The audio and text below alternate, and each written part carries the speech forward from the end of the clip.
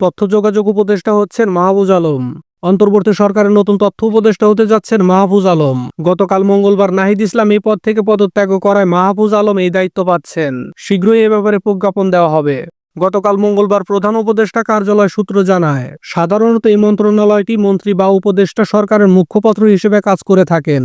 সেই হিসাবে এই মন্ত্রণালয়ের দায়িত্ব জুলাই গণ অভ্যুত্থানে ছাত্র নেতাদের মধ্যে সীমাবদ্ধ রাখার ব্যাপারে সরকার শীর্ষ মহলও একমত হয়েছে।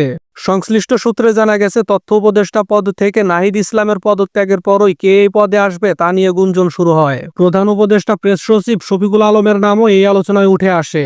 সম্প্রতি তাকে সিনিয়র সচিব হিসেবে পদোন্নতি দেওয়া হয়েছে। তবে শফিকুল আলম বা নতুন কাউকে তথ্য উপদেষ্টা পদে আনা সম্ভব নয়। তাই মাহফুজ আলমই অন্তর্বর্তী সরকারের তথ্য ও সম্প্রচার এবং ডাক টেলিযোগাযোগ তথ্য প্রযুক্তির মন্ত্রণালয়ের উপদেষ্টা হচ্ছেন। মাহফুজ আলম গত বছরের 10 নভেম্বর উপদেষ্টা হিসেবে শপথ নেন। তবে তিনি কোনো মন্ত্রণালয়ের দায়িত্বে ছিলেন না। এর আগে অন্তর্বর্তী সরকার গঠনের 20 দিনের মাথায় 28 আগস্ট প্রধান উপদেষ্টা বিশেষ সহকারী হিসেবে তাকে নিয়োগ দেওয়া হয়েছিল। ঢাকা বিশ্ববিদ্যালয় আইন বিভাগ থেকে স্নাতক করেছেন মাহফুজ আলম। বৈষম্য বিরোধী ছাত্র আন্দোলনের ব্যানারে পতিত হাসিনা সরকার বিরোধী আন্দোলনের গুরুত্বপূর্ণ ভূমিকা রাখেন তিনি। যুক্তরাষ্ট্রের একটি অনুষ্ঠানে প্রধান উপদেষ্টা তাকে এই আন্দোলনের মাস্টারমাইন্ড হিসেবে পরিচয় করিয়ে দেন। তিনি গণ অভ্যুত্থানের পরবর্তী ছাত্র নাগরিক ও অন্তর্বর্তী সরকারের মধ্যে যোগাযোগ রক্ষায় নির্বাচন কমিটির সমন্বয়ক ছিলেন।